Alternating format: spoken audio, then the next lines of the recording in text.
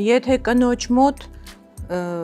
օրինակ հղիության ժամանակ, նախ կարող է, եթե մինչ հղիությունը ունենալ խնդիրներ, վահանաձև գեղձի կարող է ընդհանրապես անհնարին դառնա այդ հղիությունը։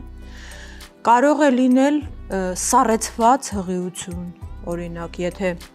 հղիության ընթացքում խախտվի վահանաձև գեղձի աշխատանքը, հղիությունը կարող է դառնալ սառեցված, կամ կարող են լինել վիժումներ։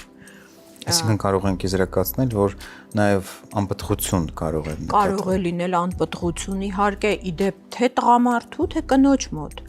օլիգոզոոսպերմիայի կարող է առաջանալ սերմնայողի որակական ու քանակական ցուցանիշների նվազում։ Այո,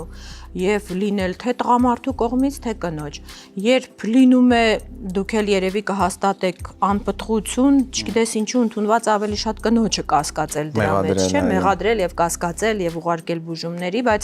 հավասարաչափ կարող է լինել նաեւ այս հարցում խնդիրը կարող է լինել տղամարդու մոտ, հետեւաբար իհարկե խորհուրդ, երբ պատրաստվում եք հղիության, պետք է պլանավորված լինի հղիությունը, ես կարծում եմ առաջնահերթ օրգաններից մեկը, որ պետք է ստուգվի, դա վահանաձև գեղձն է,